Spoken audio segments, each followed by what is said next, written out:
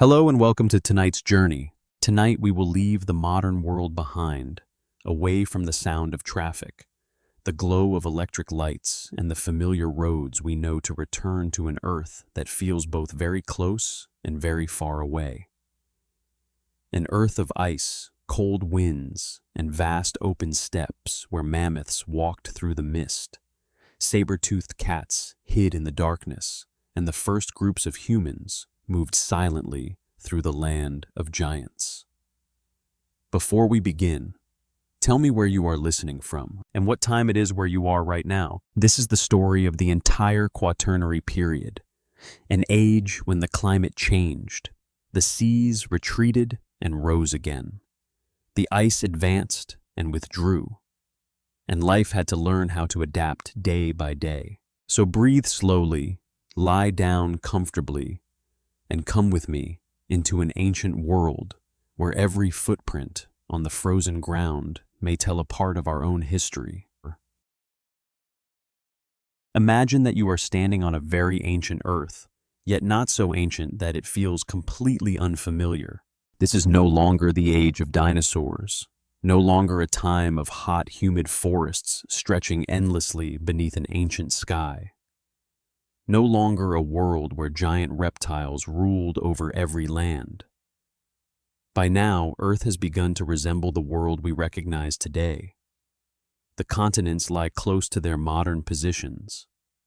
Great mountain ranges have risen high. The oceans have expanded along coastlines that feel familiar, and yet the climate is far from settled. The air is colder, drier. The wind feels sharper, as though it has just passed over some distant land covered in white ice.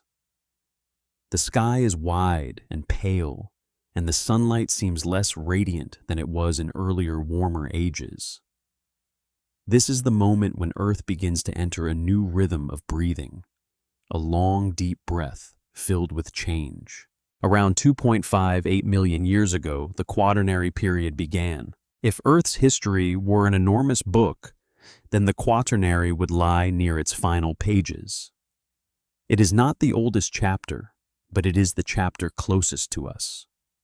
This was an age of ice sheets of lands that opened and vanished, of rivers, changing course of oceans, rising and falling, and of a planet that never stopped testing every living thing on its surface. But the Quaternary did not arrive like a door slamming shut on a single frozen day. It came slowly, very slowly. Before this period began, Earth had already spent millions of years changing. The climate gradually cooled. The ice masses at the poles began to play a more important role in the global climate system.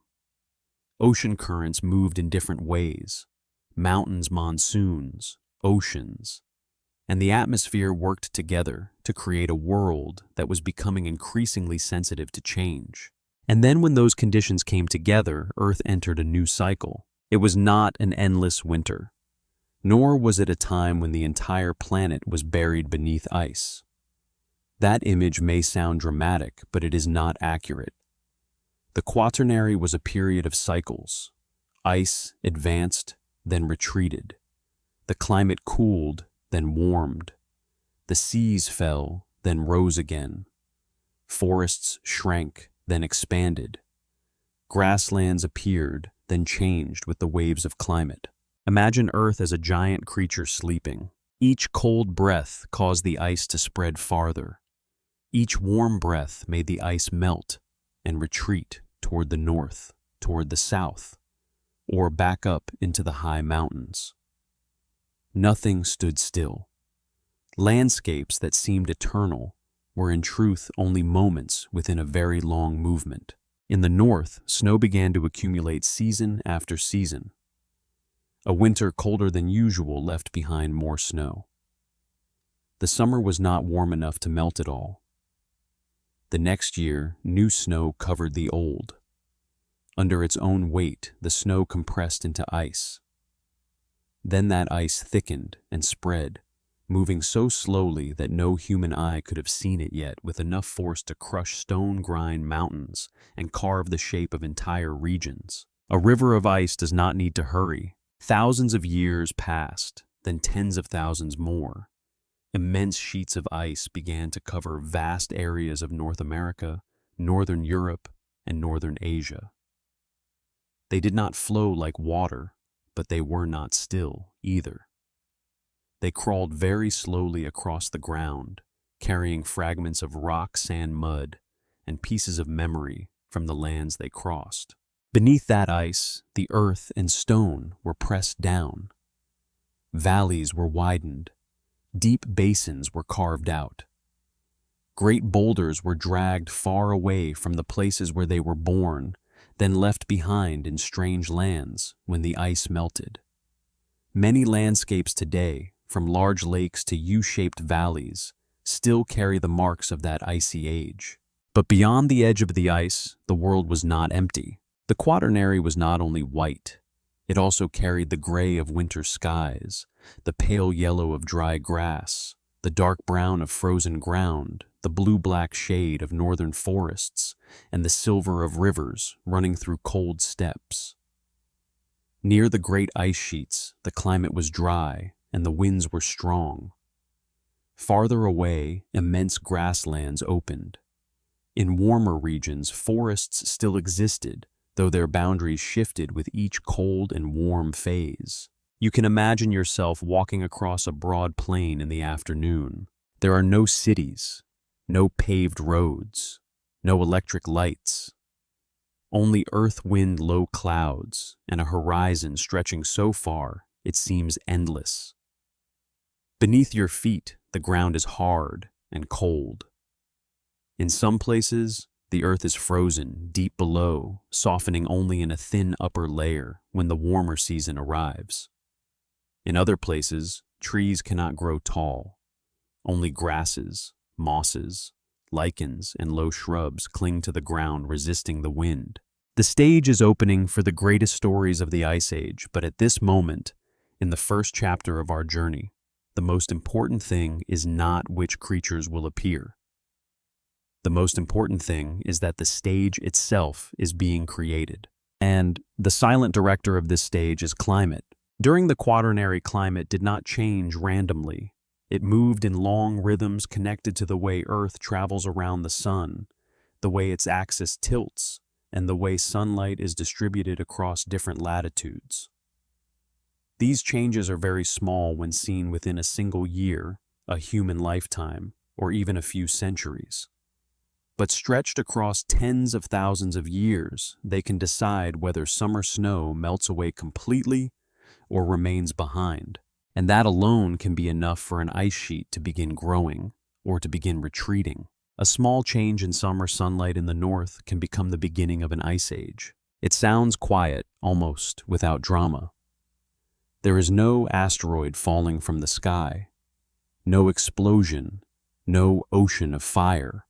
Only summers that are slightly less warm, winters that leave behind a little more snow, ice sheets that grow a little larger, and over a very long span of time, the map of the world begins to change. When ice expands, water on Earth becomes locked inside enormous ice sheets. That water once belonged to the oceans. So when the ice grows, sea level falls. Shallow seas begin to reveal their floors. Coastlines retreat far from their present positions. Lands that once lay beneath salt water suddenly become plain steppes or cold, muddy lowlands. Then, when the climate warms, the ice melts. The water returns to the sea. The oceans rise. The lands that had just opened are swallowed again beneath the waves. And so the Earth of the Quaternary had no fixed coastline. It was a breathing map. Imagine if you could stand in space and look down at this planet for hundreds of thousands of years. You would see the white of ice spreading down from the poles, then pulling back again. You would see the seas retreat from the continents, then move inland once more. You would see forests move like slow green waves, withdrawing. When the cold arrived, then returning when warmth came back. You would see deserts expanding in some places, grasslands spreading in others, and lands between seas becoming temporary pathways for life. Everything changed, but not in chaos. It was a very slow order, an order that only fossils, sediments, ice cores, ancient pollen marks on stone, and layers of mud beneath the sea can tell us about. Humans today cannot witness the full breadth of that age with the naked eye. But Earth recorded it within its own body. Each layer of ice is a page. Each layer of soil is a line of text. Each scratch on stone is a whisper from the past. And if we listen long enough, we can hear that story. At the beginning of the Quaternary life, did not enter an entirely new world, but a world becoming more unpredictable.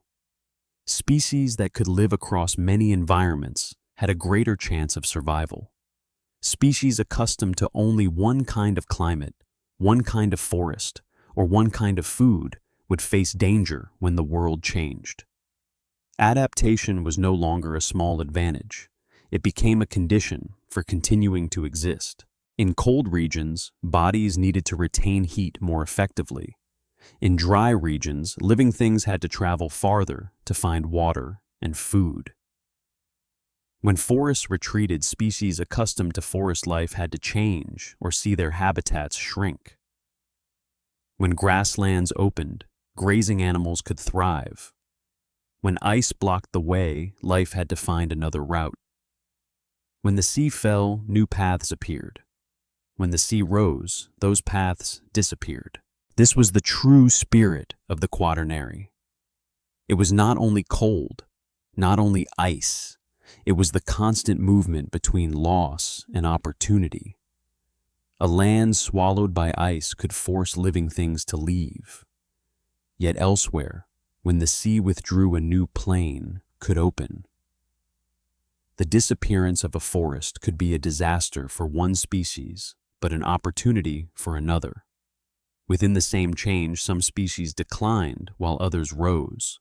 And that is why the Quaternary is one of the most important periods for understanding the world we live in today. It did not only create prehistoric landscapes, it helped shape the lakes, valleys, plains, coastlines, soils, and ecosystems that still surround us now. Many places on the modern map still carry the marks of glaciation. Many fertile lands were formed from material left behind by ice, wind, and water. Many species today still live in environments shaped by the cold and warm cycles of this period. The Quaternary, therefore, is not a door closed behind history. It is a corridor leading straight into the present. When we look at a clear lake nestled among mountains, it may have once been carved deep by ice. When we see a lone boulder lying in the middle of a field, it may have been carried there by an ancient glacier from a faraway place. When we look at modern coastlines, we are looking at a boundary that has been stable only for a brief moment in geological history. Before this, the sea was once lower. Later, it may be different again. Seen in this way, the world becomes more fragile, but also more wondrous. Because what we imagine to be permanent is actually only a temporary state in Earth's long journey. Let us return to the first dawn of the Quaternary. The sky then did not announce the arrival of a new age. There was no bright boundary on the ground declaring that from this day onward, a different era had begun. Everything continued as it had before. The wind still blew, the waves still broke, the mountains still stood, snow still fell in cold regions. Living things still searched for food, reproduced, moved, avoided danger, and survived one day at a time. But within that ordinary continuity, a tremendous change had begun. Earth was entering an age of icy trial, a world of advancing and retreating ice, a world of falling and rising seas, a world where lands could appear for thousands of years and then vanish, a world where life had to learn to read the wind, read the seasons, read the plants, read the path ahead, even though no living thing yet called any of it history. If you listen in your imagination, you may hear the first sound of this chapter. Not the roar of predators, not the footsteps of giant herds, not the voices of humans beside a fire, but the soft fall of snow over a northern land, the long sound of wind crossing a cold plain, the deep cracking of ice somewhere beneath the dim light of the sun. The sound of an ancient planet changing so slowly that it was almost silent, yet so powerfully that it would shape the fate of countless species for millions of years to come. And from that moment, the stage of the Quaternary was set. The ice had not yet told its full story. The oceans had not finished their cycles of rising and falling. The cold grasslands were still expanding. The hidden pathways between continents had not yet fully appeared. And the creatures that would become the most famous images of this period were still waiting to step into the light. But everything began here, with the very slow cooling of the climate, with summers no longer warm enough to erase all the snow left by winter, with ice sheets growing larger century after century, with an Earth that never stopped changing, never stopped testing, and never stopped preparing for the stories we will continue to enter in the next chapter. Tonight, as we close the first chapter, hold this image gently in your mind, a blue planet slowly dressing itself in bands of white ice, not to end life, but to open one of the strangest, harshest, and most beautiful periods in natural history. This is how the Quaternary was born, not loudly, not hastily, only through ice-wind time and the deep breath of Earth itself. If this story helps you sleep more peacefully, please follow me so you will not miss the next gentle stories. Thank you for listening. After the Quaternary period quietly opened with the very slow cooling of the climate, Earth began to enter a new rhythm of movement, deeper, broader, and far less predictable. This was not a world completely frozen like a white sphere drifting through space, nor was it a planet that had lost life in silence. From a distance, Earth still held the deep blue of the oceans, the brown of the continents, the white of the clouds, and the soft glowing bands of the atmosphere. But if you step down onto the ground standing on a cold plain beneath a pale gray sky, you would immediately feel that this planet had changed. The air was drier, the wind sharper, the winters seemed longer, and in the far northern lands, snow no longer melted away completely after each summer as it once had. From those layers of ice that seemed motionless, enormous ice sheets began to form across vast lands in the northern hemisphere. They grew very slowly, but that slowness did not make them weak. On the contrary, time itself gave the ice a power no living creature could resist. A continental ice sheet could be hundreds of meters thick, even thousands of meters thick, in some places heavy enough to press down the ground beneath it. It did not stand still like a dead wall, but moved like a thickened river, creeping across rock and soil at a speed too slow for the human eye to see at over thousands of years, strong enough to rewrite the shape of an entire region. If you imagine yourself standing near the edge of an ancient glacier, the scene before you would be both silent and overwhelming. In the distance rises a vast, blue-white mass stretching beneath a low sky, its surface marked by deep cracks like veins in the body of some ancient being.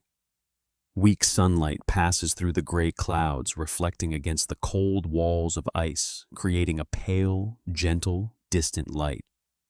From time to time, from within the mass of ice, a low, cracking sound echoes not loud, but enough to make the space around it seem to pause. It is not the sound of an immediate collapse, but the sound of a world slowly shifting. Under the weight of this ice, the ground is worn away, as if an invisible hand were dragging a giant blade across stone. Boulders are scratched, layers of soil are pushed aside, and fragments of debris are caught beneath the ice, then carried across many different lands. Over tens of thousands of years, the ice carves deep valleys, widens basins, smooths mountain slopes, and leaves behind marks that are still visible in many modern landscapes today. Some U-shaped valleys were not made by rivers, but by ice that once silently crept through them. Some deep lakes lie in regions once covered by ice, like cold mirrors, still holding the memory of another age. Some great boulders rest alone in the middle of plains, unlike the stone around them, because they were once carried from a faraway place by a glacier and left behind when the ice melted. But Ice Age Earth was not only ice. This is the important point if we want to imagine that period correctly. While great ice sheets expanded across North America, Northern Europe, and many northern regions of Eurasia, the rest of the planet still contained many different kinds of landscapes. Some places were cold tundra, where the ground remained frozen for much of the time, and plants could only grow low against the earth. Some were dry, cold steppes stretching beneath powerful winds, with short grasses, small shrubs, mosses, and lichens clinging to the soil. Some were sparse northern forests, where cold-resistant trees stood scattered across poor ground. Farther south, warmer lands still existed, but even there, the climate was shaped by the greater rhythm of ice sea and wind. What made Earth during the Ice Age so extraordinary was not only the cold, but the constant shifting of boundaries. The boundary between ice and open land was not fixed. The boundary between forest and grassland did not stand still. Coastlines changed with sea-level rivers, changed course according to the terrain, and lands that had once been habitable could become too harsh to endure. If there had been a map of Earth during one cold phase, and then a few thousand years later, you looked again, many of its lines would no longer be true. The sea might have retreated far away, the land might have expanded, forests might have withdrawn toward the south, and cold grasslands might have spread across places that once held tall trees and shade. The greatest and easiest change to imagine was sea level. When the climate cooled and the ice sheets on land grew larger, an enormous amount of water became locked away as ice. That water had once belonged to the oceans, and so as ice accumulated on land, global sea level fell. Coastlines retreated far beyond their present positions, revealing broad continental shelves that in the modern world now lie beneath water. Shallow seas became dry land. Straits could become plains. Many islands were joined to continents, and these temporary lands became an important part of the Ice Age world. Try to imagine that you are walking across a place that today is the sea floor. Above you, there is no water, no waves, no boats, no marine creatures swimming past. Instead, there is a low, cold, windswept land where rivers curve through soft mud, where sandbanks and marshes stretch beneath a pale sky. In the distance, the horizon is not cut off by the ocean, but opens into a vast expanse of land. Places that in the modern world can only be crossed by boat may once have been natural pathways for life to move from one region to another. One of the most famous lands to appear in this way was Beringia, the land that connected Siberia and Alaska during periods of low sea level. Today we see the Bering Strait as a cold band of water separating Asia from North America, but during ice ages, that place was once a vast landscape, not merely a narrow bridge. Beringia may have included cold grasslands, low shrubs, wetlands, rivers, and drier areas forming a world of its own between two continents. When the sea was low, that land opened like a doorway.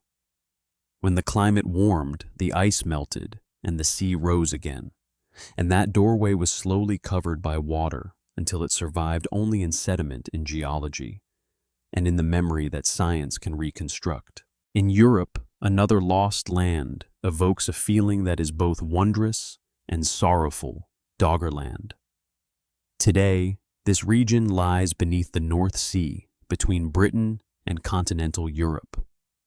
But when sea levels were low, Doggerland was once a broad land with rivers, lakes, marshes, plains, and natural passageways between regions now divided by the sea.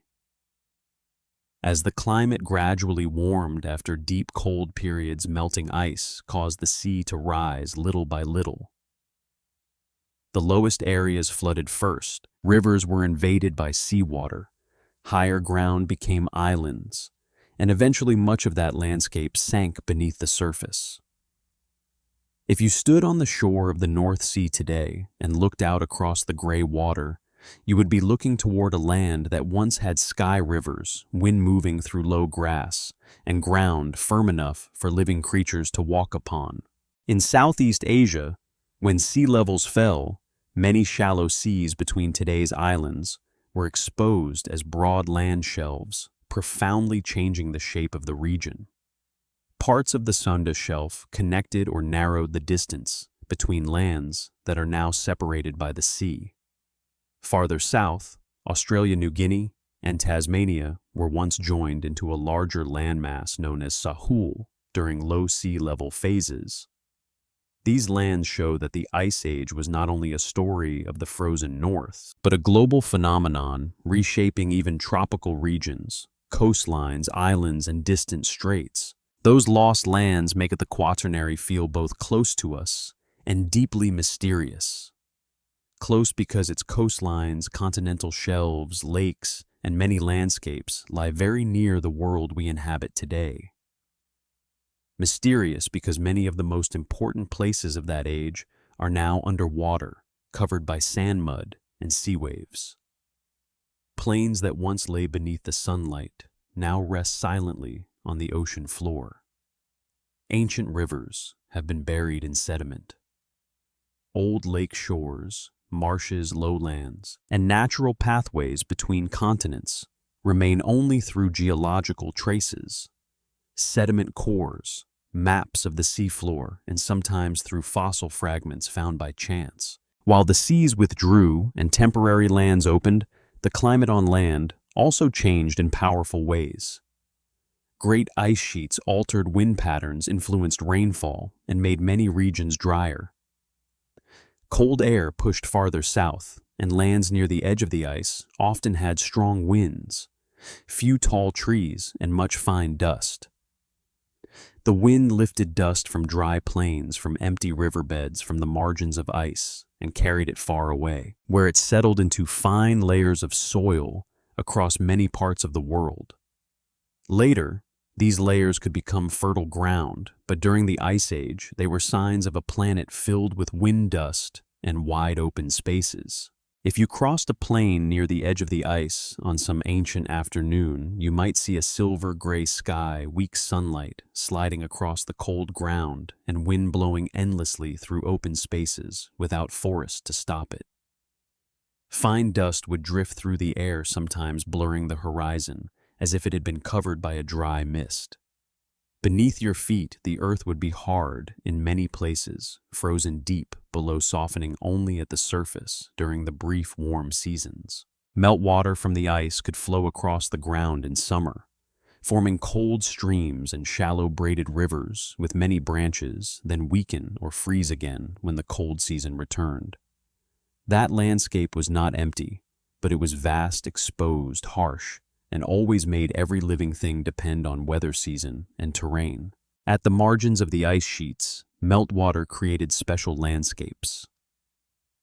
When the warm season arrived, ice melted from the surface, from cracks, and from the bottom where it touched the ground. The cold water carried mud, sand, gravel, and rock fragments, then poured out onto broad plains as braided rivers, splitting into many smaller channels, constantly changing direction, sometimes spreading outward, sometimes cutting into soft sediment.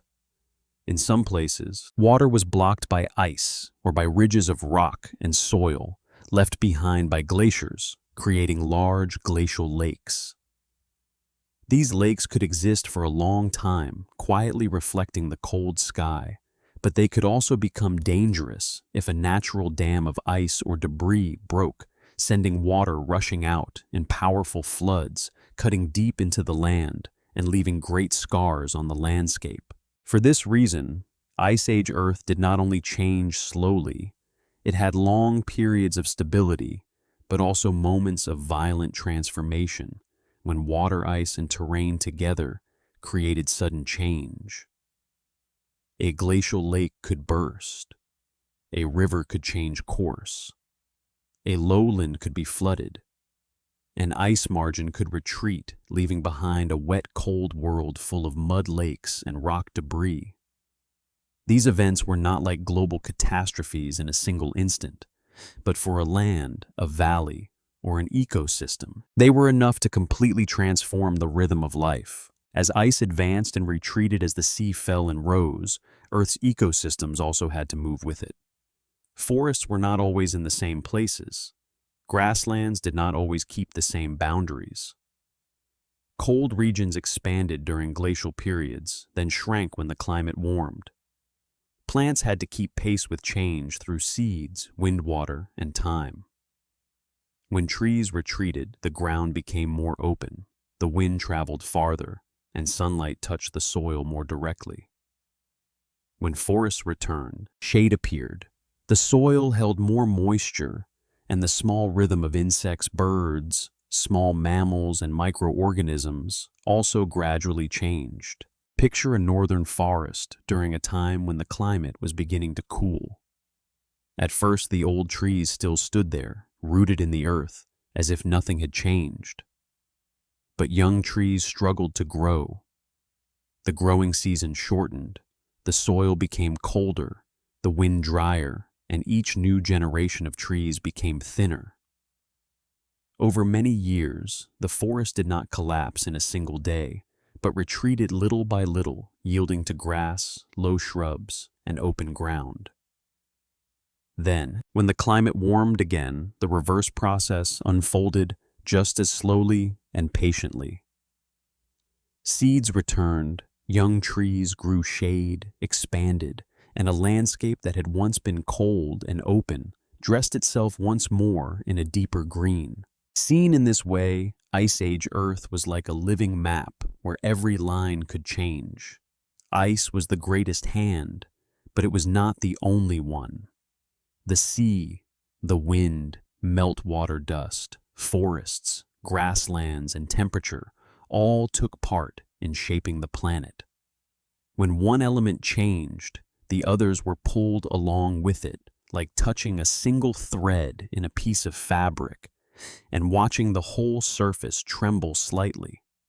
It was this connection that made the Ice Age not merely a frozen background, but a vast system where every land, every river, and every breath of wind helped shape the chances of survival for living things. What is strange is that although that world has passed, its traces remain around us more than we often realize.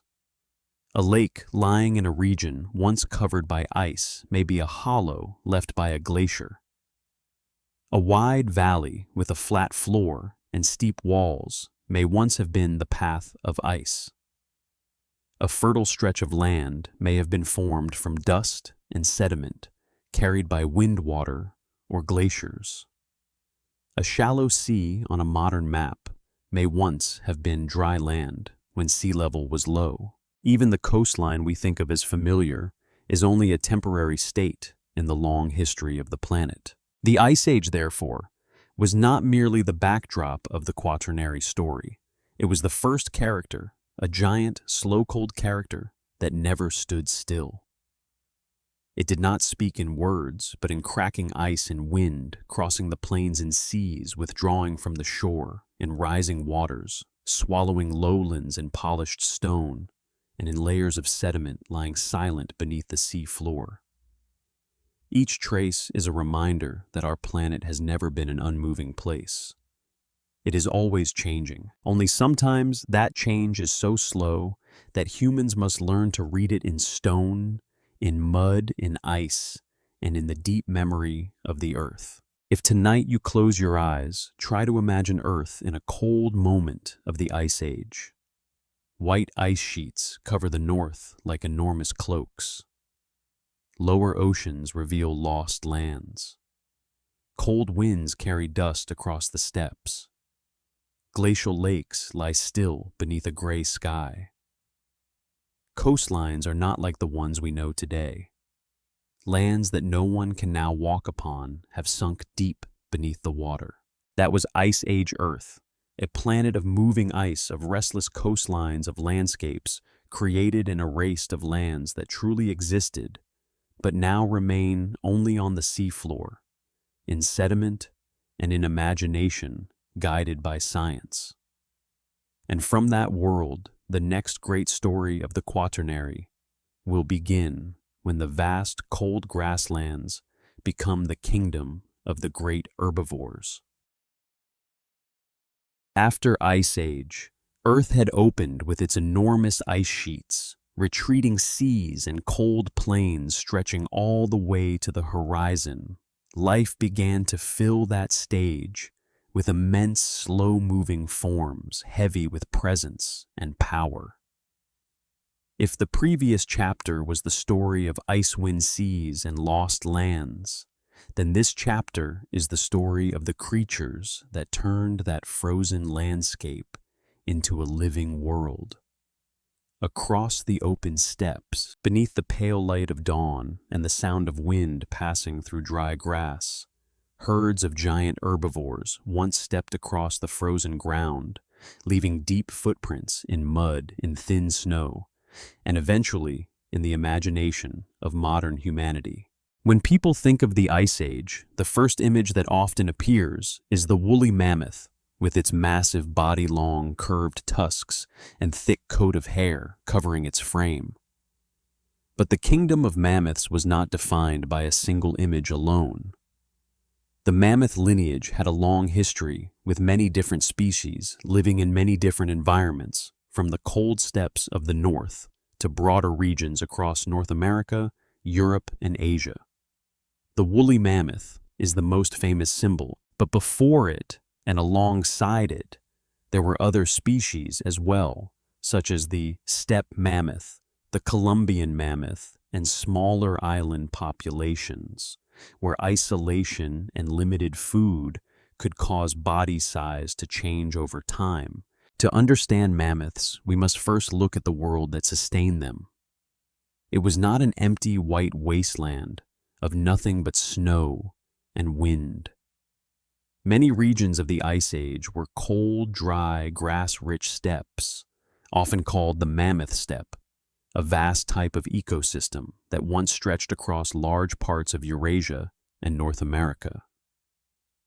There, tall trees did not grow densely as forests because the cold, dry climate and short growing seasons did not allow thick woodlands to flourish everywhere.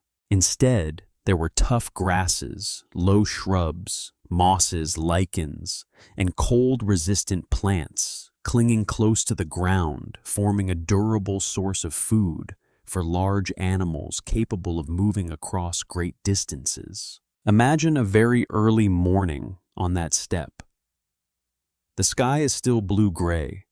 The sun has only just touched the edge of the clouds, and the ground is covered with a thin layer of cold mist, like the breath of the night just passing away. Wind moves through the low clumps of grass, bending them down and letting them rise again slowly. Far away at first, there are only vague, dark shapes moving along the horizon. But as the light grows a little stronger, you begin to recognize them as a herd of mammoths crossing the plain. They do not run. They do not hurry. They do not create chaos. They move with the calm rhythm of creatures accustomed to great distances, long seasons, cold winds, and lands that are always changing. A fully grown mammoth could be so large that standing near it, your own body would feel much smaller in the face of that presence. Its curved tusks reached forward, and then swept back in graceful arcs, serving both as tools and as signs of age and strength. Thick hair hung along both sides of its body, with a layer of fat beneath to help retain warmth in the cold environment. Its ears were much smaller than those of modern African elephants, a feature that helped reduce heat loss in a glacial climate. Its long trunk searched the ground, brushing aside thin snow, gathering dry grass, or patches of vegetation left beneath the cold surface, then lifting them to its mouth with a slow, practiced movement, as if its entire body had been shaped for life in the northern wind. Within the herd, mammoths may have lived in social structures close to those of modern elephants, though everything about their behavior must be understood carefully through fossils, footprints, frozen remains, and comparison with living relatives. We can imagine adult females traveling with their younger individuals, learning routes, water sources, grasslands, and ways to respond to the cold from older members of the group. A growing calf would not need only milk and food, but the memory of the entire herd, because in a world so vast, knowing where to go in each season could be as important as bodily strength. Mammoths were not the only inhabitants of this kingdom of cold steppe. Sharing that land were many other large herbivores, each carrying its own way of adapting to a world of ice and wind. In many parts of North America, there were once mastodons, distant relatives of modern elephants, but different from mammoths in tooth shape and diet. While mammoths are usually associated with open grasslands and coarse foods, such as grass mastodons, had teeth better suited for crushing twigs, leaves, and vegetation in forests or shrubland environments. That difference shows us that the Ice Age was not defined by just one kind of landscape, but by a broad mosaic of grasslands, open forests, wetlands, tundra, and transitional zones. Across the wide plains, ancient bison were also an important part of the herbivore world. Pleistocene bison, including forms larger than modern bison, moved in herds through the grasslands, lowering their heads to graze beneath the low sky. They played the role of living engines of the steppe, constantly cutting grass, trampling the ground, spreading seeds, and helping keep open environments from becoming forests too quickly where the climate allowed. The life of the steppe did not exist only within each individual species, but in the continuous interaction between hooves, grass, soil, wind, and season. Wind and wild horses were also a very important image of the Ice Age, especially across the broad steppes of Eurasia and North America. Before becoming an animal deeply tied to humans in historical times, horses were once wild creatures of open lands, living by their ability to move quickly, watch far ahead, and search for grass across wide plains. Imagine a herd of horses standing on a gentle slope, their manes tousled by the wind, their breath rising into the cold air, their eyes always turned toward the horizon. They were not massive like mammoths, but they carried within them the tense and agile spirit of animals living in open space, where distance and speed were part of survival. In some regions, there were also woolly rhinoceroses adapted to the cold climate of the Pleistocene. The woolly rhinoceros, which lived across many parts of Eurasia, had a heavy, solid body, thick hair, and large horns, making it one of the characteristic images of the glacial steppe. It was not a creature that moved in large herds like horses, nor did it have the prominent social life of elephants. But its presence shows that the cold steppes were once wide and energetic enough to sustain many different large herbivores. Each species occupied its own place, ate different kinds of plants, moved to its own rhythm, and together they formed an ecosystem rich with life. Farther south, or in different environments, the Quaternary world also held ancient camels in North America, giant ground sloths, and many forms of deer antelope and their relatives depending on the continent.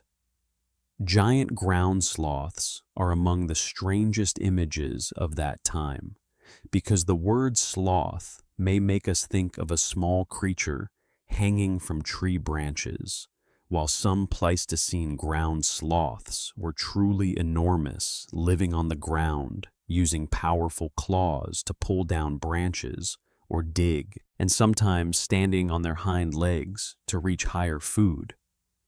They remind us that the Ice Age was not only the familiar beauty of grasslands and mammoths, but also a world of creatures so unusual they almost seem to have stepped out of an ancient dream. What connected all these large herbivores was not only food, but space. They needed wide lands. They needed seasonal routes of movement. They needed watergrass shrubs, open forests, mineral mud flats, shallow lakes, and places sheltered from the wind. A herd of mammoths could not live on a small patch of woodland, just as a herd of wild horses could not bind its life to a narrow valley. The Ice Age world allowed large herds to exist because it contained immense open spaces where the wind could blow for hours without meeting an obstacle, where the horizon became part of life, and where movement was not an occasional choice, but a natural rhythm. In an imagined day on the Mammoth Steppe morning begins with the search for food beneath the cold mist. As the sun rises higher, even though the light remains weak and the temperature does not warm much, the herd slowly spread across the plain. Mammoths sweep thin snow aside with their trunks. Bison lower their heads to graze wild horses, step lightly across drier strips of ground, and in areas with shrubs. Browsing animals search for young branches, bark, and low vegetation.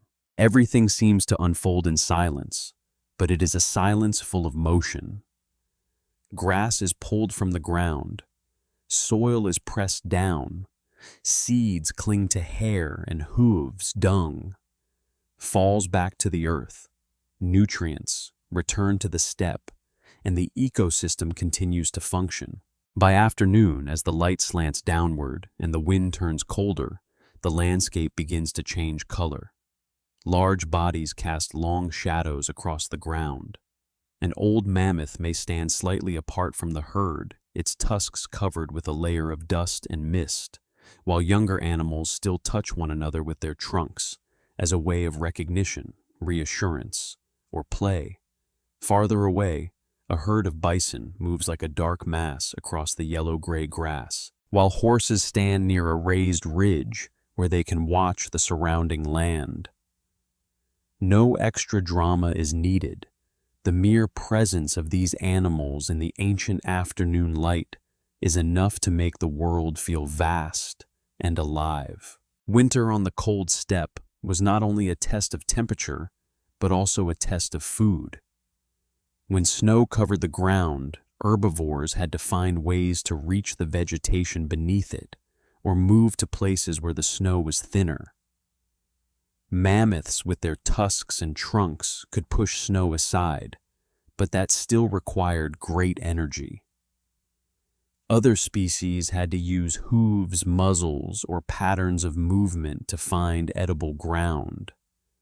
A winter that was too harsh lasted longer than usual, or brought deeper snow could endanger weaker individuals, especially calves, the old, or the injured.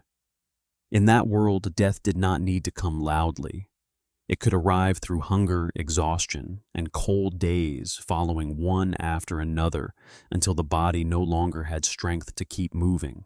Yet that very harshness also revealed the endurance of the great herbivores. They did not survive by any miracle, but through adaptations accumulated over many generations. Large bodies helped retain heat more effectively. Thick hair and fat protected against cold winds.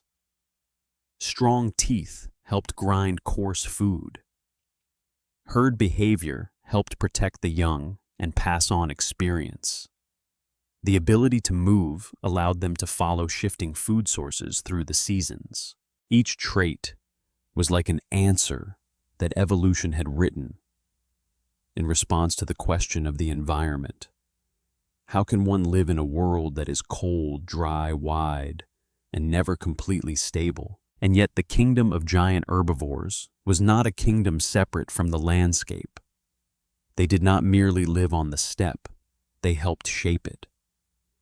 When large herds grazed, they altered the structure of vegetation. When they trampled the ground, they opened the soil for seeds and created paths. When they left dung behind, they returned nutrients to the earth, feeding insects, microorganisms, and soil. When they died, their bodies became sources of nourishment for many other forms of life, from tiny organisms in the ground to the wider ecosystem itself. A mammoth, therefore, was not simply a massive individual crossing the plain, but part of a great cycle in which life, death, soil, and grass were bound together. The mammoth steppe can be imagined as a gigantic yet delicate ecological machine driven by a cold, dry climate, brief summer light, mineral-rich soil wind, and the movement of large animal herds. Grass fed the animals.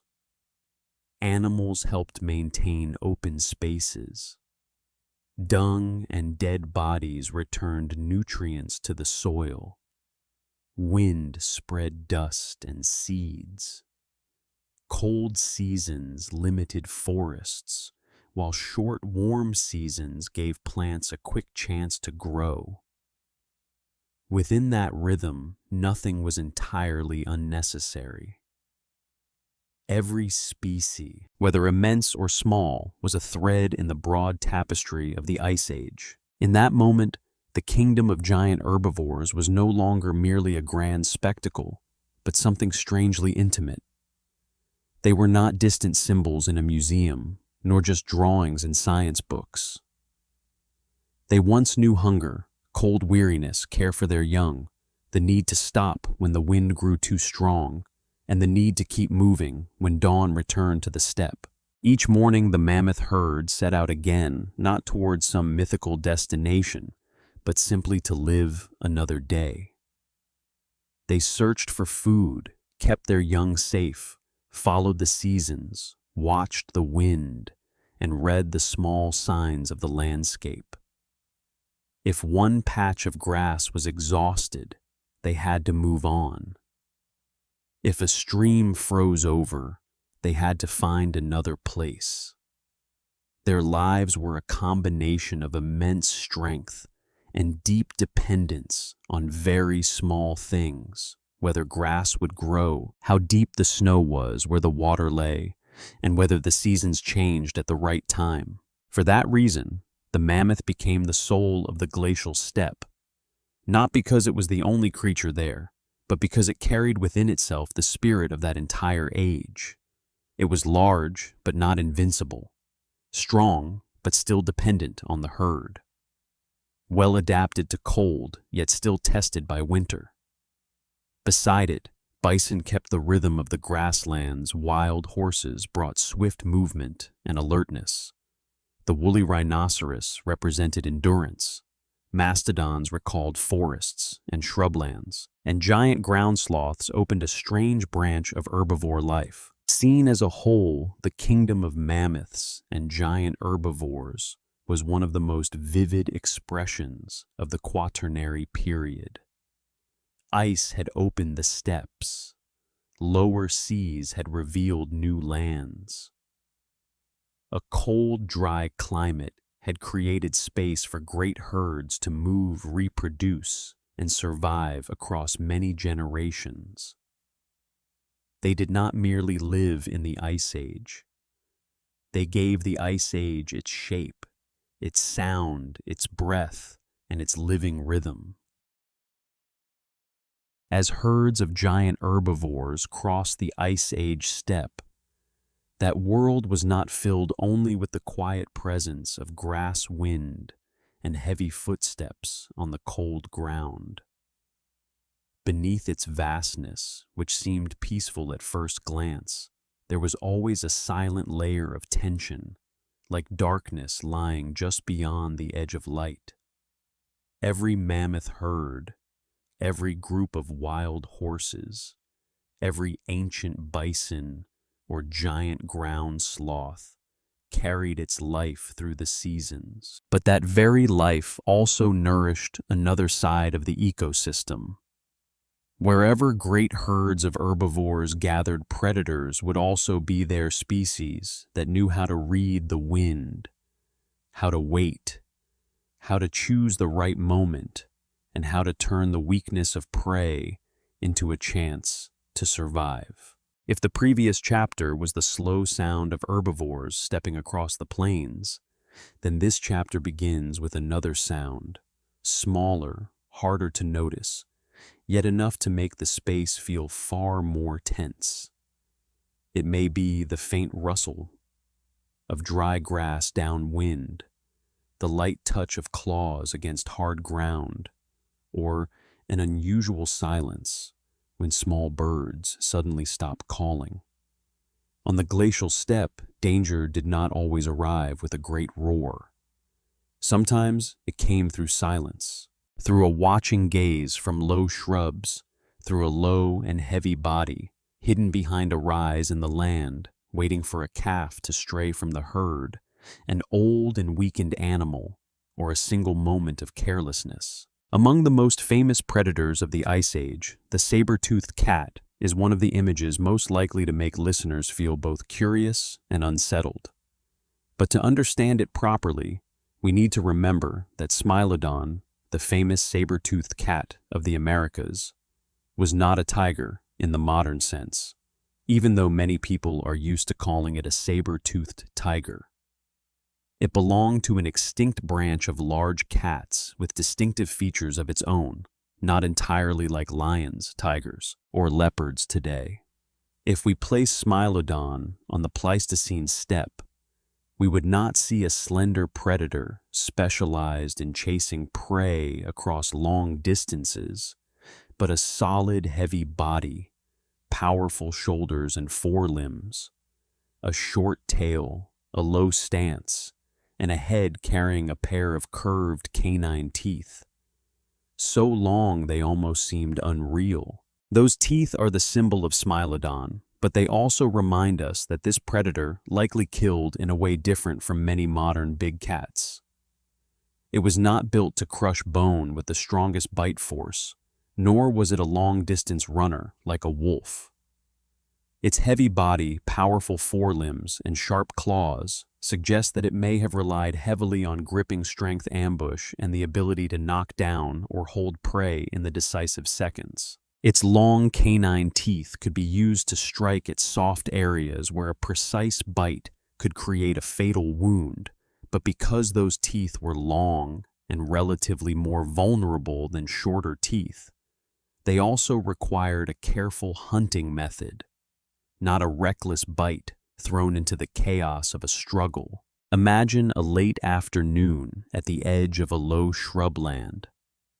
The sun has tilted downward, pale golden light spreads across the grass, and a herd of herbivores is moving slowly through the land near a dry lake. Behind a grass-covered mound, Smilodon lies so still that it almost blends into the shadows. It does not need to hurry. Its whole body is held low, its forelegs folded, its eyes following the movement of the herd, not watching everything at once, but searching for a weakness in the order of that moving group. A calf walking more slowly, an injured individual, an old animal falling behind, these small details determine whether the hunt will begin. In the Ice Age world, hunting was an exchange between energy and risk. A large predator could not waste its strength on every opportunity. Each charge could leave it injured, and an injury to the leg, jaw, or eye could become a slow sentence in a harsh environment. For that reason, the fearsome nature of Smilodon lay not only in its saber teeth, but in its ability to wait. It was the patient darkness of the steppe, a creature that did not need to dominate every moment, only to choose the exact moment when the prey made a mistake. But the Ice Age was not home only to saber-toothed cats. In North America, the dire wolf was another major predator of the late Pleistocene. Its name often makes us imagine a gigantic monster from legend, but the reality is more interesting, and in some ways more familiar. The dire wolf had a form similar to a wolf, but was generally heavier and more powerfully built than the modern gray wolf, with teeth and a body adapted for handling large prey or the carcasses of large animals in an ecosystem full of megafauna. It did not need long saber teeth like Smilodon to become fearsome, because its strength lay in its jaws, in endurance, and very likely in pack life. If Smilodon is the image of ambush, then the dire wolf suggests a different kind of danger, the danger of prolonged pursuit and observation. Imagine a pack of dire wolves moving along the edge of a grassland as dusk falls, not sprinting at full speed, not making noise, but keeping just enough distance from a herd of herbivores ahead. They observe the rhythm of footsteps, the scent of blood, signs of fatigue, an animal drifting away from the group, or an individual already wounded before. In open spaces where there are not many places to hide, coordination and patience can be just as important as the power of a bite. In places such as the La Brea tar pits in present-day California, fossils of dire wolves and Smilodon have been found in enormous numbers, opening a special window into the predator world of the late Ice Age. Natural asphalt pits once trapped many animals, especially when a struggling animal attracted scavengers or predators, only for those predators themselves to become trapped as well. In that sense, La Brea is like a dark archive of the Pleistocene ecosystem, where the bones of prey and predators lie mixed together, telling a story of hunger, opportunity, danger, and the natural traps of the landscape. Beyond Smilodon and the dire wolf, the Ice Age world also had other large predators, each holding its own role in the network of survival. In Europe and parts of Eurasia, the cave lion was once one of the formidable large cats appearing in fossils and also in the cave art of later humans, though this chapter has not yet entered the human story. In North America, the American lion, a large relative within the cat group, once lived alongside herds of horses, bison, ancient camels, and many other herbivores.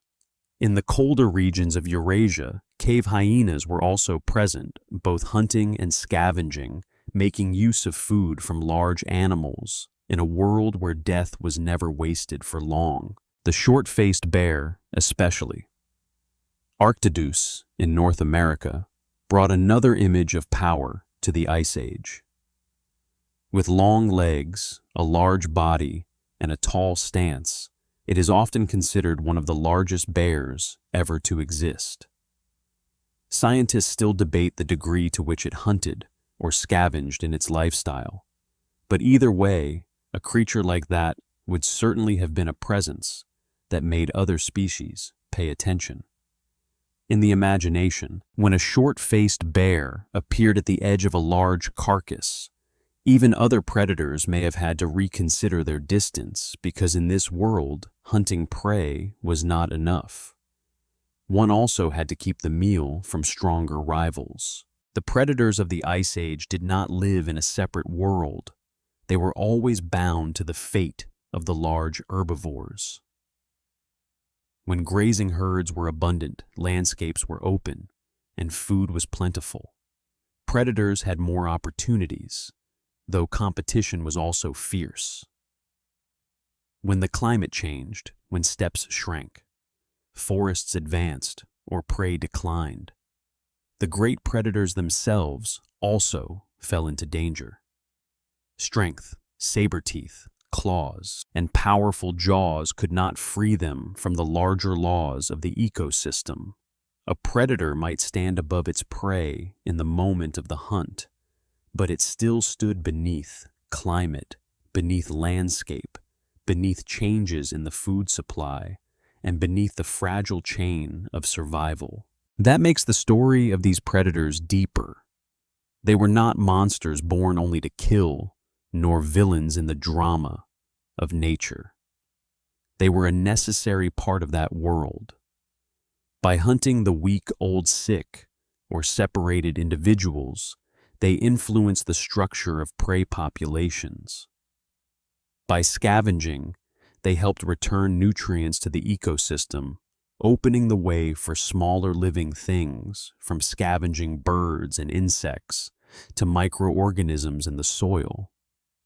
Their presence created pressure for vigilance, forcing herbivore herds to move, gather together, protect their young, and respond to the landscape in more complex ways. Let us return to the steppe on a cold night, where the previous chapter left us with the image of mammoth herds gathering close together beneath a silver-gray sky. As the darkness grows thicker, the space no longer belongs only to the gentle giants. At a distance, where wind passes through low shrubs, a pair of eyes reflects the faint light.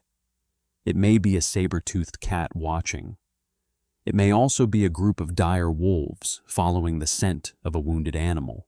They do not break this night with loud sounds because in that world silence is their ally. A herd of herbivores resting through the night never fully lets down its guard. Adult individuals stand along the edges, the young remain near the center, and every strange sound can make many heads rise at once. Wind is crucial because scent can warn of what the eyes have not yet seen. In the real life of the Ice Age, hunting was not only the moment of attack, but also waiting, following, assessing, and sometimes abandoning the attempt. A wise predator had to know when not to leap forward, because a kick from a wild horse, a charge from a bison, or the weight of a panicked large animal could wound it severely. It was this balance between hunting and self-defense that created the tense rhythm of the steppe.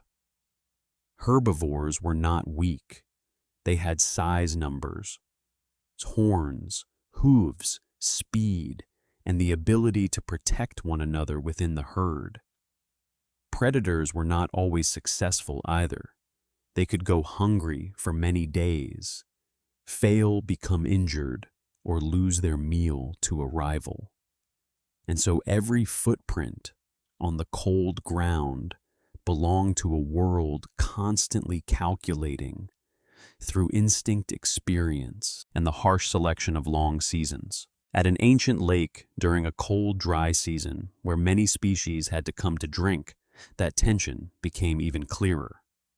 Herbivore herds approached in groups, cautiously watching the shoreline, where soft mud could preserve footprints, but also hide danger. Predators knew that water was where prey had to come, but prey also knew this by instinct. Around a Pleistocene lake, every shrub, every rise in the land, every strip of mud, and every direction of the wind became part of a wordless conversation between hunter and hunted. In the caves and mountain regions of Eurasia, the predator story carried a different shade. Species such as cave hyenas and cave lions did not live only on open grasslands, but were also tied to rocky areas, valleys, caves, and cold mountain corridors.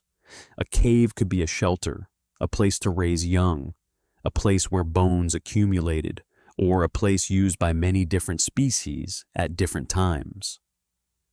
A cave in the Ice Age was not a silent room, but a place filled with the smell of fur, the scent of damp earth, the sound of wind passing through the entrance, and traces showing that many living creatures had once moved in and out of its darkness. But the predators of the Ice Age did not endure forever as unchanging symbols.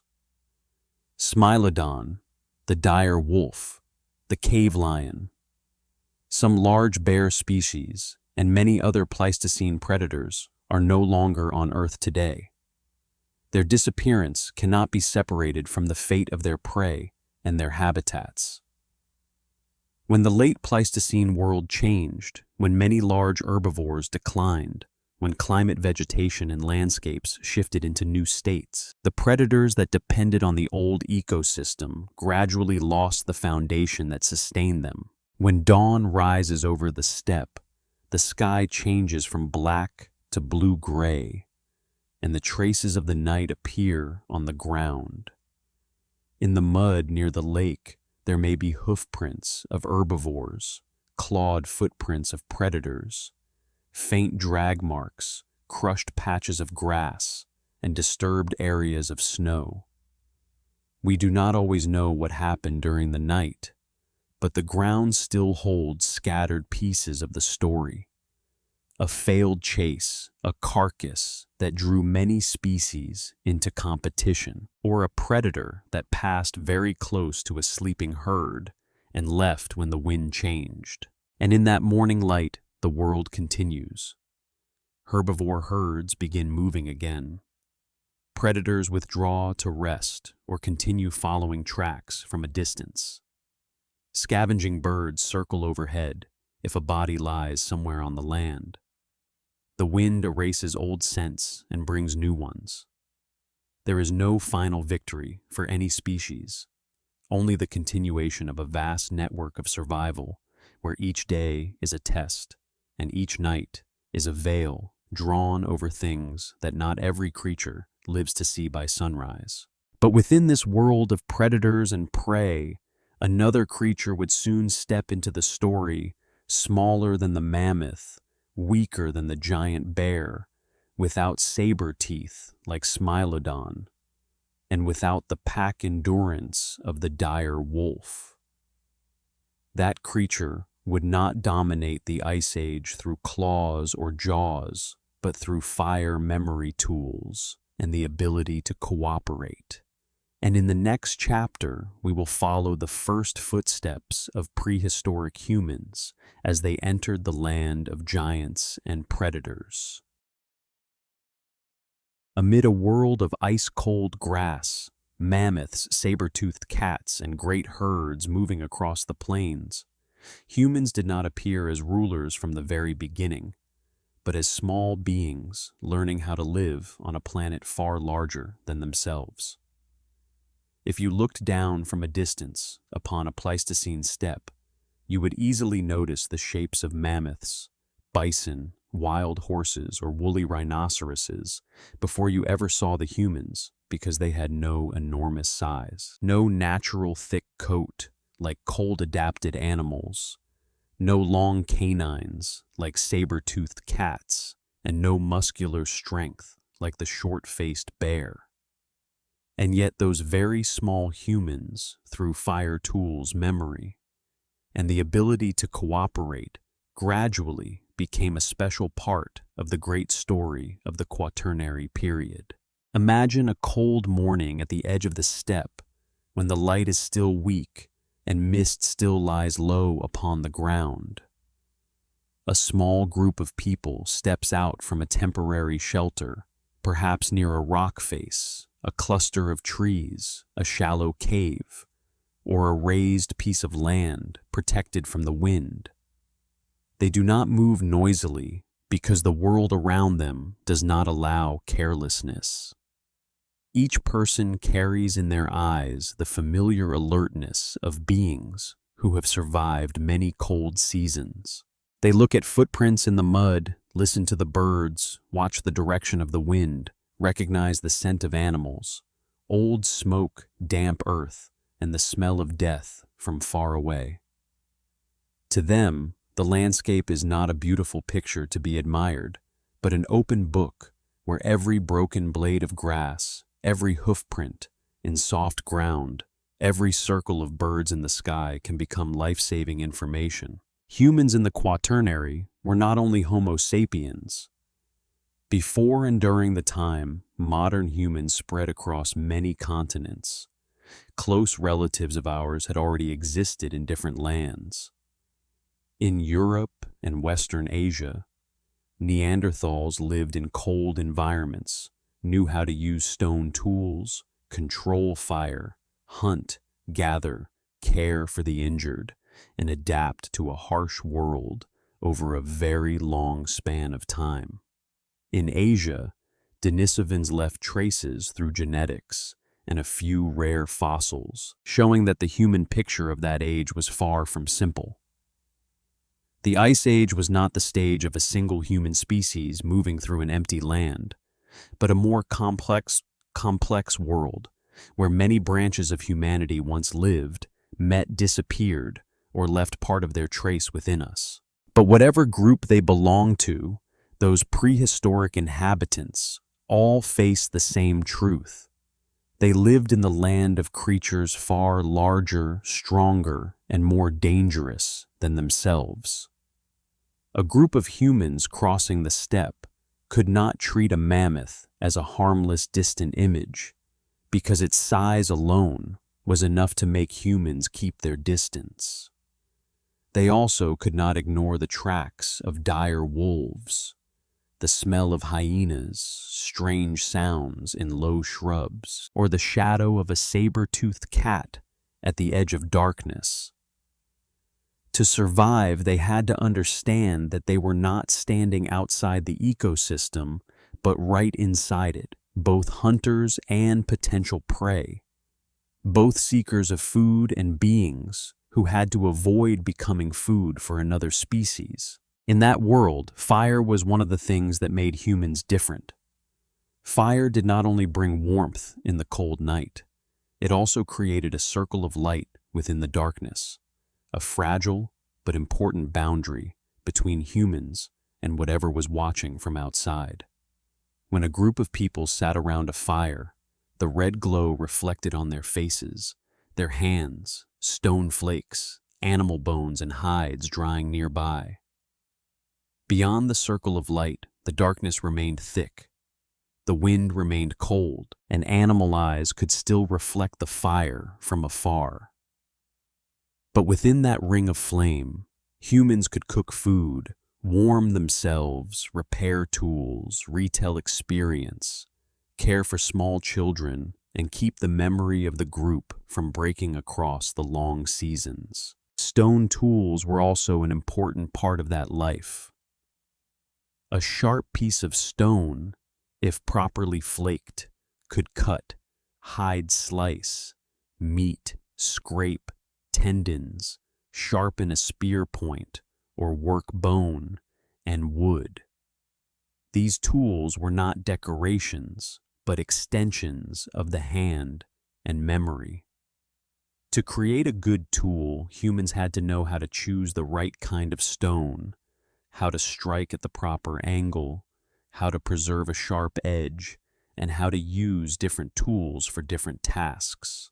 A small stone flake in the hand of a prehistoric human might not seem as impressive as a mammoth tusk or the tooth of a saber-toothed cat. But in daily life, it could decide whether a hide was cleaned properly, whether a piece of meat could be divided, whether a spear point was sharp enough, and whether the group could make full use of an animal they had hunted or found. It is important not to imagine prehistoric humans as constantly hunting mammoths as a daily triumph. Mammoths were extremely large and dangerous animals, and such a hunt, if it occurred, would have required coordination, experience, opportunity, and very high risk. Humans lived on many different sources of food, depending on environment and season. Small animals, fish, birds, eggs, roots, fruits, seeds, edible plants, usable carcasses, and sometimes large animals if conditions allowed. Human strength did not lie in always bringing down the largest prey, but in flexibility. They could change their way of life according to season, land, water sources, animal herds, and whatever the landscape allowed. Let us follow a group of humans through one day on the cold land. In the morning, they leave their shelter while mist still clings to the grass, carrying wooden spears. Sharp stone flakes hides over their shoulders and objects made from bone plant fibers or animal sinew. A few people move ahead to read the tracks, while others keep children close or carry belongings. They do not move in a straight line like a march, but follow the terrain, avoiding mud that is too soft, avoiding places where the wind would carry their scent toward prey, avoiding areas that show signs of large predators. Every step contains a silent calculation, not by paper map, but by memory of previous journeys and experience passed down from the elders. Near a dry lake, they may find the footprints of many species layered over one another. The hoofprints of wild horses are still fresh beside bison tracks that have partly dried, while farther away lies the dragging mark of a large animal that crossed soft mud. Someone bends down to touch the ground, not because of some mysterious ritual, but because the earth can say many things. Whether footprints are deep or shallow, can reveal weight and speed. Whether the edge of the mud is still wet or already drying can reveal time. The direction of the tracks can show whether the herd was looking for water, leaving water, or a changing course because of something. In that world, reading footprints was not a romantic ability, but a survival skill. Humans also had to know how to listen to birds and smaller animals. A flock of birds suddenly rising into the air could signal that a large animal was moving. An unusual silence in a patch of shrubs could make a hunter stop.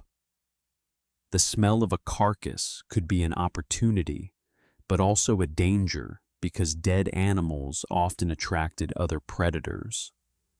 An animal that had died from cold disease entrapment or had been killed by another species could provide meat, marrow hide, and sinew. But to approach it, humans had to observe carefully. If dire wolves, hyenas, or saber-toothed cats were still nearby, that opportunity could turn into a trap. In moments like these, we see clearly that prehistoric humans did not live by solitary strength. They lived through the group. One person watched the wind, another kept the children close, another prepared tools, another guarded the rear, another remembered where water had been found the previous season. Knowledge did not belong to one individual alone, but was spread across the entire community. Older people might know a route protected from the wind, a good place to find stone for tools, a shrubland where edible berries appeared during the short season, or a valley where herds often passed. Children grew up by watching, listening, imitating, and remembering until they themselves became carriers of that memory into the next season. When night fell, the human shelter became a small world within a greater darkness. If there was a cave, it was not only a roof, but a place where firelight clung to the rock walls, where smoke drifted toward the entrance, where human shadows moved across the cold stone. If there was no cave, they might build a temporary shelter with branches, large bones, animal hides, or make use of natural terrain to avoid the wind. Inside the circle of fire, small tasks unfolded at a slow rhythm. Someone scraped hides to make coverings for the body. Someone repaired a spear point. Someone cracked bones for marrow. Someone kept the fire from dying. Children slept near adults, while outside the wind passed through the low grass, and the sounds of the night reminded them that the world was much larger than the circle of light before them. Within that firelight, language, memory, and imagery may have played an important role. We cannot hear their words again, but we can understand that a group living in a harsh environment needed to pass on experience. Where there was water, which plants were edible, which footprints were fresh, when to avoid a large herd, when the ice on a lake was not strong enough, how to recognize that the weather was about to change. Such things could not be learned only by trial and error, because trial and error in the Ice Age could cost a life. They needed to be told, repeated, remembered, and turned into part of community life. During that vast period, humans also began to leave clearer traces of inner life through art, ornaments, handprints, engravings, and cave paintings in many places, especially in the later Pleistocene. Images of great animals on stone walls, though they cannot always be explained with certainty, show that humans did not see the world only as a source of food or danger. They observed it with great care. They remembered the running posture of horses, the curve of horns, the massive shape of bison, the form of mammoths, the presence of cave lions.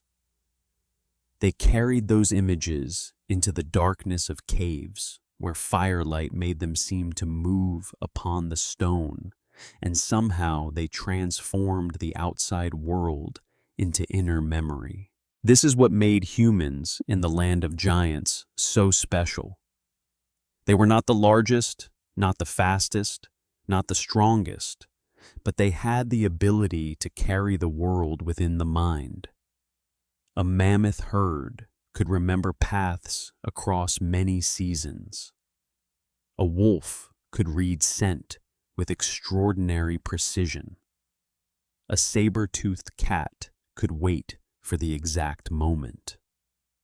But humans could sit beside a fire and recreate an animal through lines, sounds, stories, gestures, or signs. They could prepare for tomorrow based on what had happened yesterday. They could share fear, share experience, share plans, and gradually create a kind of strength that did not lie in muscle. Still, we should not turn this story too quickly into a myth of human victory. For most of prehistoric life, humans remained deeply vulnerable. A long winter could bring a shortage of food. An infected wound could become dangerous. A child exposed too long to cold might not survive. A small group separated from water, lost from the herds, or meeting a predator under unfavorable conditions could suffer serious loss. Intelligence did not erase danger. It only gave humans more ways to face it. And it is within that fragility that their journey becomes more intimate. Imagine a group of humans crossing an open land at the end of the day. On their backs are animal hides, in their hands are tools, and behind them are small footprints mixed with larger ones. Far away, a herd of bison moves like a dark mass across the grassland. Elsewhere, an old mammoth stands near a patch of shrubs, its curved tusks catching the last light. The wind carries the smell of cold earth, dry grass, and smoke still clinging to their clothing. The group stops on a high ridge to look down into the valley, not to admire the scenery, as we might, but to decide which place is safer for the night. That is how humans moved through the world, always looking, always remembering, always weighing danger against opportunity. Across many generations, those footsteps carried humans farther, not like a planned conquest, but like life cycles following one another, small groups moving with water sources, with game, with the warm season, with coastlines, with valleys, with lands exposed when seas were low. One generation might be born in one place and die in another, not very far away, but after hundreds and thousands of generations, those small movements became great journeys on the map of humanity. Humans did not need to know that they were expanding the range of their species. They only needed to survive the next season, find a better place, avoid a more dangerous one, and keep their group alive. In different regions, that story took different forms. In Africa, where Homo sapiens emerged and developed over a long period, humans lived in many kinds of environments shaped by changing climates, from shrublands and grasslands to coastlines and river valleys.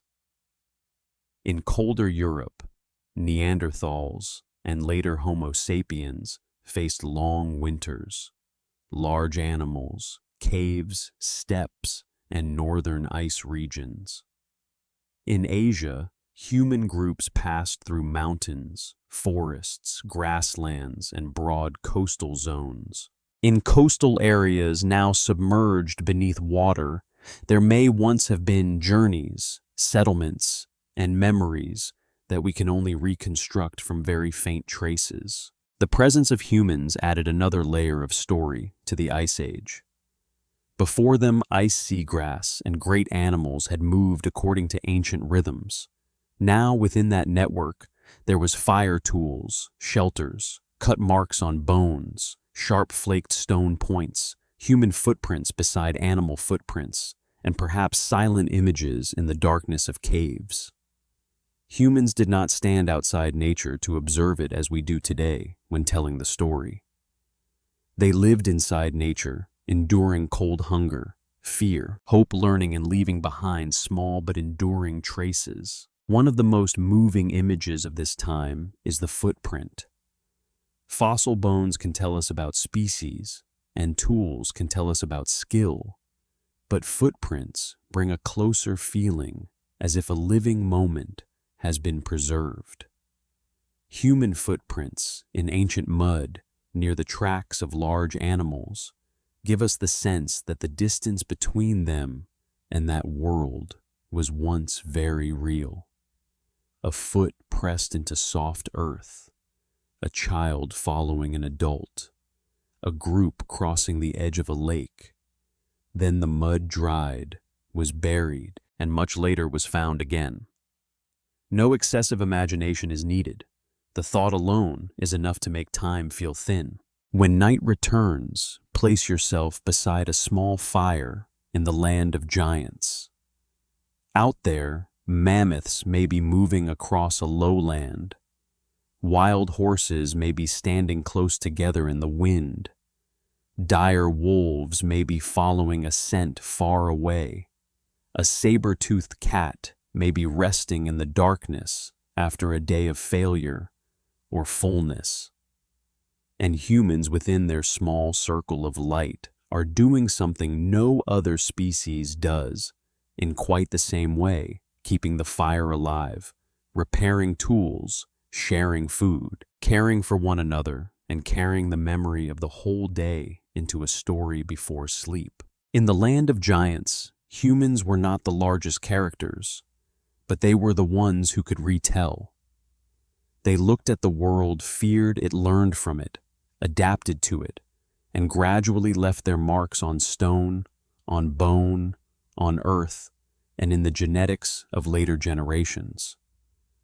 They lived in a world where every day could be a test, but those very tests sharpened human observation, cooperation, and imagination.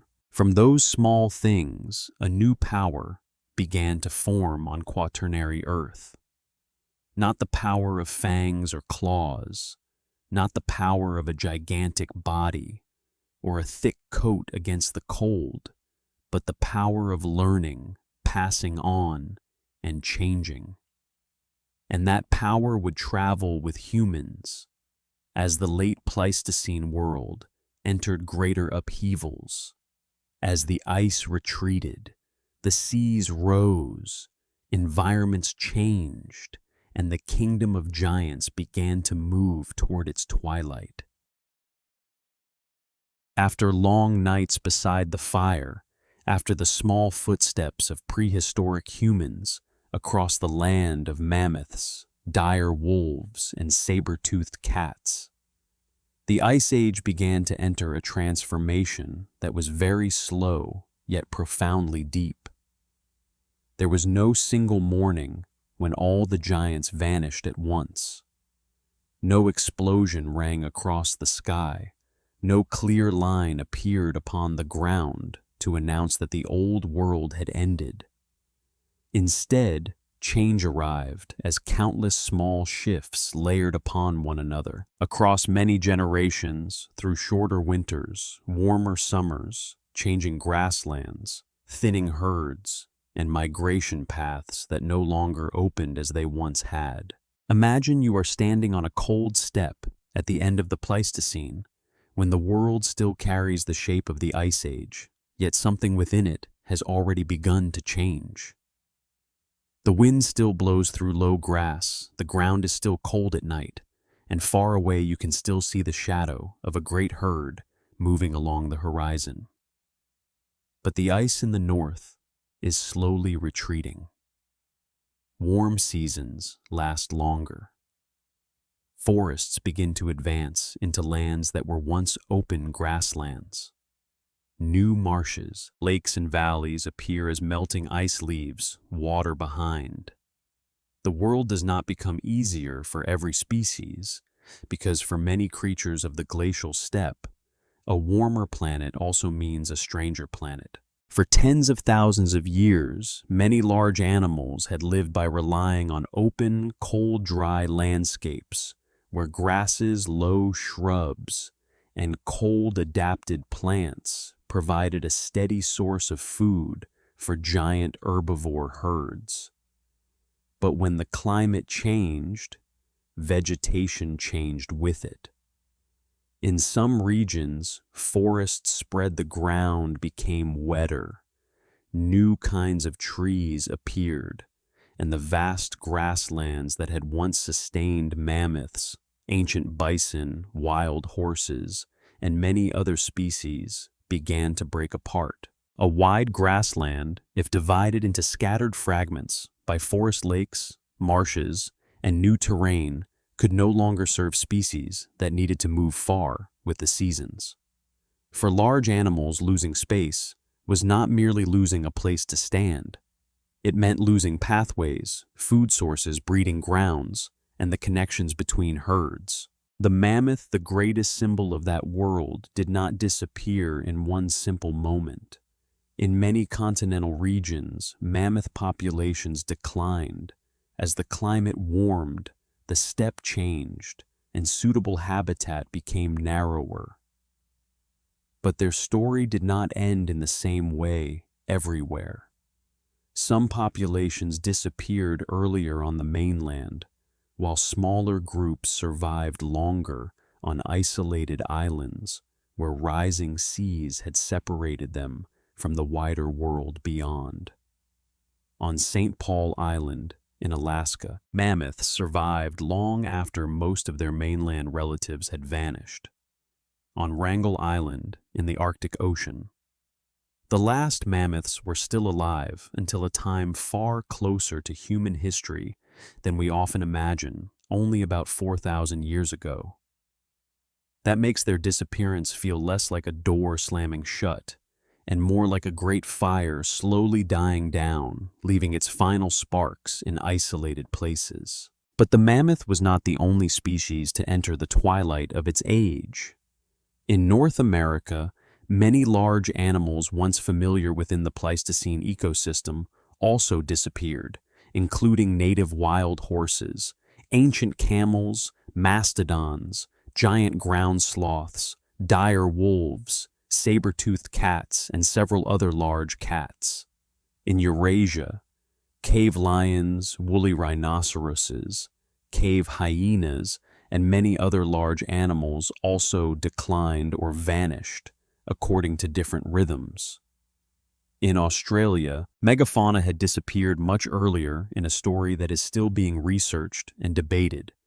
Across each continent, the timing, causes, and scale of extinction were not exactly the same, but seen as a whole.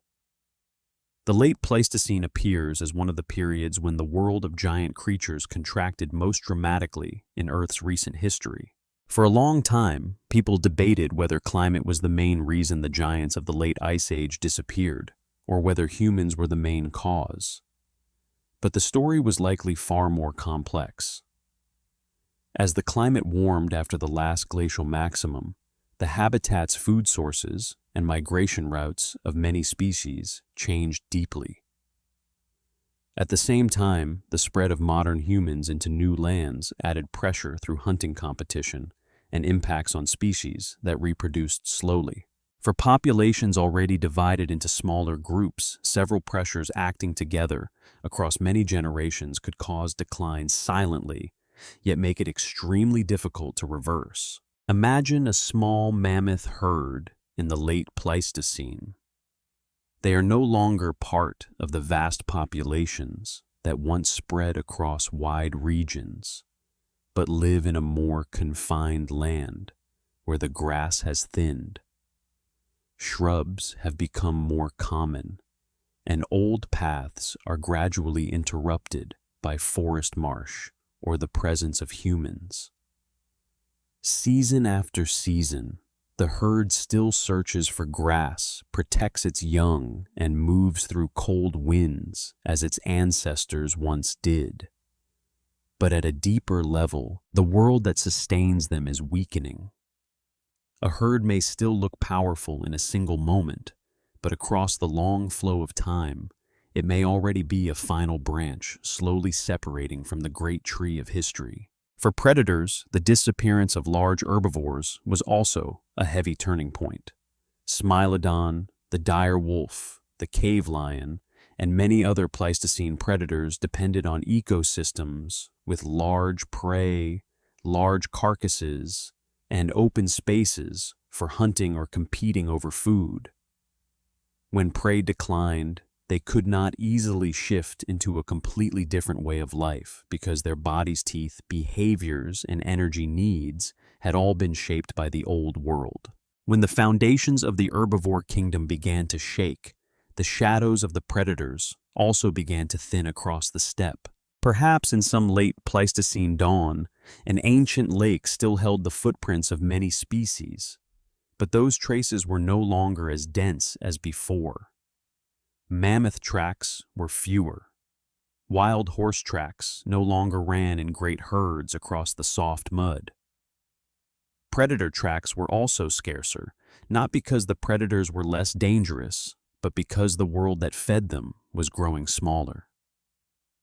The wind still moved through the grass, scavenging birds still circled overhead, and ice still melted far away. But if one could listen across a long enough span of time, one would hear the sound of that age growing quieter, like an ancient piece of music reaching its final notes. As the ice continued to retreat and the climate became warmer and more stable, the Holocene began around 11,700 years ago. This is the period in which we still live today. The Holocene did not erase the memory of the Ice Age, but it built a different world. Seas rose higher, swallowing many lands that had once been exposed when sea levels were low. Beringia narrowed and became a strait. Doggerland in Europe slowly sank beneath the North Sea. Many continental shelves in Southeast Asia, Australia, and elsewhere were covered by advancing seas, causing old pathways to disappear, groups of living things to become separated, and the map of the world to gradually move closer to the familiar shape we know today. In the Holocene world, humans were no longer only small creatures living at the edges of giant herds. In many places, they gradually changed their way of life, not everywhere at the same time, and not along one simple path, but enough to create a major turning point. Humans began to cultivate plants, domesticate animals, remain longer in certain places, build more lasting shelters, store food, and create larger communities. From lives that had mostly followed the seasons, game animals, and natural food sources, they began to create new living environments for themselves. Imagine a warmer valley long after the great mammoth herds have vanished. There, instead of only temporary footprints around the water's edge, fires begin to be kindled again and again across many seasons. Seeds are gathered, planted, cared for, and harvested. Some smaller animals are watched, kept guided, and gradually domesticated. Wild grass becomes field. Animal paths become human trails. Lands once belonging to wandering herds now begin to hold storage places, houses, villages, and new memories. That is when the world we inherited becomes clearer.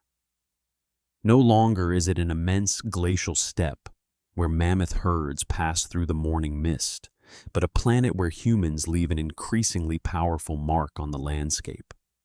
Forests are cleared in some places to open land.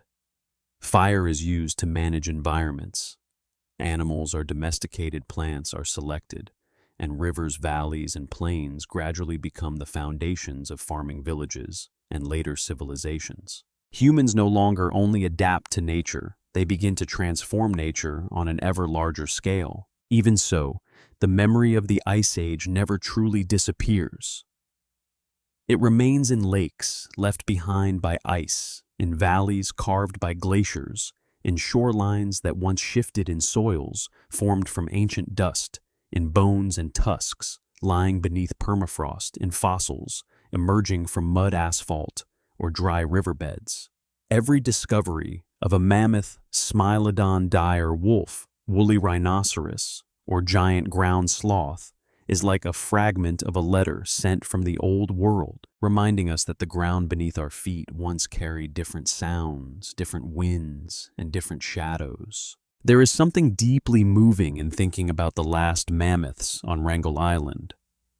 While in many places humans had already begun to plant crops, build communities, and move gradually into the age of history, on a distant cold island, there were still smaller mammoths walking across the grass, living out the final part of a lineage that had once dominated the glacial steppe. They existed like a late echo of the Pleistocene, until eventually even that echo faded. But this is not only a story of loss, it is also a story of transition. When the giants vanished, new ecosystems formed, surviving species continued to adapt, and humans entered new roles, creative and dangerous, constructive and capable of erasing things that could never be replaced. The modern world did not emerge from nothing. It was built upon ground once ground down by ice, upon coasts that once retreated, and then returned upon the memory of vanished species and upon the long adaptability of human beings. If we look back across the whole Quaternary period, we can see a long thread connecting every chapter. The cooling climate created the age of ice. Ice moved, seas withdrew, and lost lands opened. Cold steppes sustained mammoths and giant herbivores. Great herds fed predators such as Smilodon, the dire wolf, and the cave lion. Humans entered that world small but flexible, able to use fire tools, memory, and cooperation. Then, as the ice retreated, the seas rose and the climate changed. The giants gradually disappeared, while humans continued into the next chapter of history. And from that view, we are not people standing outside the Quaternary to tell its story from afar. We are still living in the Quaternary in its Holocene part, on a planet that still carries the marks of ice and is still shaped by climate. Every city, every field, every coastline, and every modern road lies upon an earth with a very deep past, where sea levels were once lower. Winds were once colder, and giant herds once crossed lands that today may be forest, sea village, or a place where human beings sleep beneath electric light. Mammoths no longer walk across the plains. Saber-toothed cats no longer lie still in the darkness at the edge of the grass.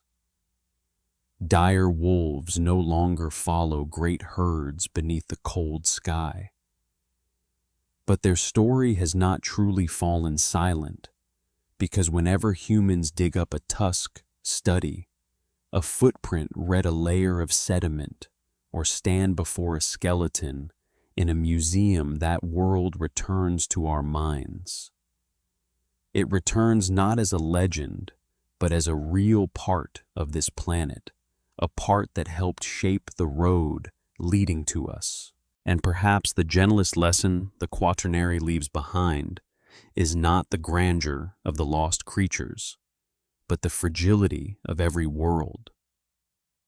An ecosystem can be so vast that it seems eternal, yet still depend on climate, food, migration paths, reproductive numbers, and balance between species. A creature can be so powerful that few dare approach it, yet still disappear if the world it needs no longer exists. A small species, like humans, can survive through learning, but for that very reason must also understand its responsibility within the world it has inherited. Tonight, as we leave the Ice Age, we are not leaving behind a dead story. We are only leaving an old room inside the great house of Earth, where the sound of wind over grasslands still seems to echo, along with cracking ice in the North Mammoth footsteps, on cold ground, the distant howl of a hunting pack, and the small fire of prehistoric humans burning in the darkness. All those sounds have retreated far away, yet they still lie somewhere beneath the surface of the present, in stone, in science, in imagination, and in the very questions we continue to ask about ourselves. We are the ones who inherited the world after the giants vanished, and to understand that world, sometimes we must travel very far back to the cold dawns of the Quaternary, where ice grass, great animals, predators, and humans once shared the same changing planet. And here our journey tonight through the Quaternary period slowly comes to a close. From the first frozen fields, we have crossed vast cold steppes, watched herds of mammoths moving through the morning mist, listened to the breath of predators hidden in the darkness, and followed the small footsteps of prehistoric humans through a world too immense, too harsh, yet also filled with wonder. We have seen that Earth never truly stands still. Ice advanced and retreated. Seas fell and rose again. Lands that once opened for migrations were eventually swallowed beneath the water. The giants that once ruled the grasslands slowly vanished, leaving behind bones, footprints, and fossil memories buried in the earth. But the Quaternary has not truly left us. We are still living in the next part of that story on a planet that continues to change every day.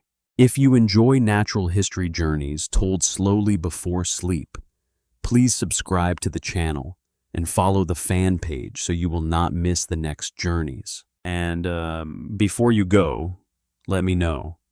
Next time, would you like to hear the story of an ancient creature, a period in Earth's history, or a civilization that vanished into the darkness of time?